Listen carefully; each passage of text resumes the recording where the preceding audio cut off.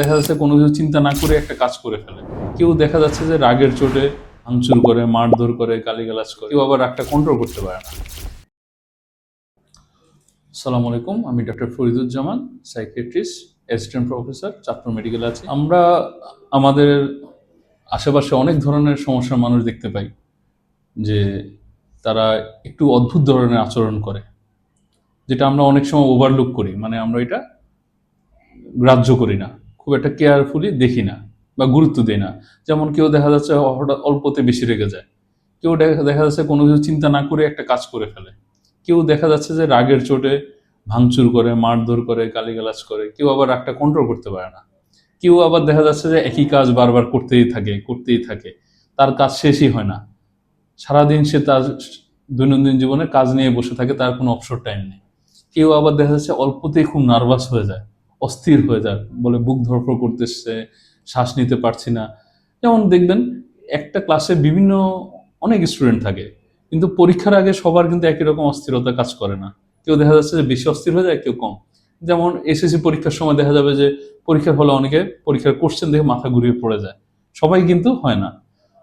তো এটার কারণ হচ্ছে কেউ বেশি মানসিক চাপ নিতে পারে, কেউ কম নিতে পারে। তাছাড়া আমরা দেখতে পারি বিভিন্ন রকম ব্যক্তিত্বের মানুষ, কেউ একা থাকতে পছন্দ করে, কেউ আবার মানুষের সাথে মেলামেশা করতে পছন্দ করে, কেউ আবার নিজেকে সবার চেয়ে অনেক বেশি গুরুত্বপূর্ণ ভাবে, সে আবার সব কিছুতে নিজে আকর্ষণ বা অ্যাট্রাকশন খুঁজে। আবার কেউ দেখা যাচ্ছে যে খুবই মন মরা করে থাকে, কোনো কারণ ছাড়াই তার মন খারাপ থাকে, খুবই দুঃখিত থাকে, খুবই কোনো কিছুতে উৎসাহ পায় না। কারো কারো দেখা যাচ্ছে যে ঘুমের সমস্যা হয়, কারো আবার খাওয়ার নিয়ে প্রবলেম। যেমন খাওয়া নিয়ে বিভিন্ন রকম প্রবলেম দেখি আমরা, যে একটা মানুষ, তার ওজন হয়তো কম, তারপরেও তার মনে হয় তার ওজন বেশি, এই কারণে সে খাওয়া দাওয়া করে না।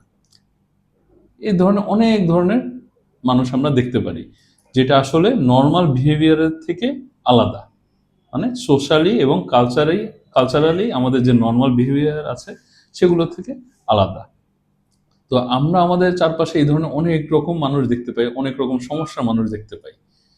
এগুলো আমরা আমরা গুরুত্ব দিই না, কারণ প্রথমে যদি এই সমস্যাগুলো সামান্য আকারে থাকে তখন আমরা গুরুত্ব দিই না।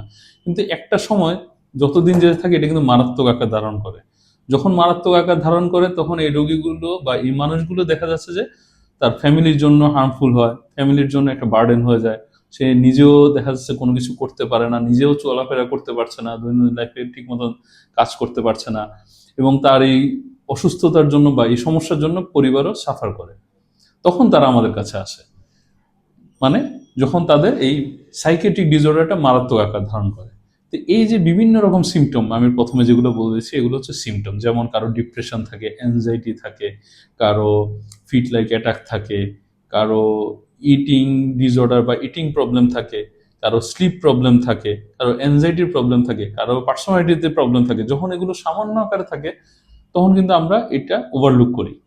আমরা কখন আসি? যখন এগুলো খুব মারাত্মক আকার ধারণ করে, যখন এই পেশেন্টগুলো হার্মফুল হয়ে যায় নিজের জন্য, ফ্যামিলির জন্য, সমাজের জন্য, যখন এদেরকে আর কন্ট্রোল করা যায় না, তখন আমরা না পারতে আসি। তো আমরা যদি প্রাথমিক পর্যায়ে এই রোগীগুলোকে আমরা খেয়াল করি এবং তাদের এই সমস্যাগুলো দেখি, তাহলে কিন্তু প্রথম দিকে আমরা এটার জন্য প্রয়োজনীয় ব্যবস্থা নিতে পারবো, অতি দ্রুত সুস্থ হয়ে যাবে এবং তাদের এই রোগটা মারাত্মক আকার ধারণ করা থেকে রক্ষা পাবে।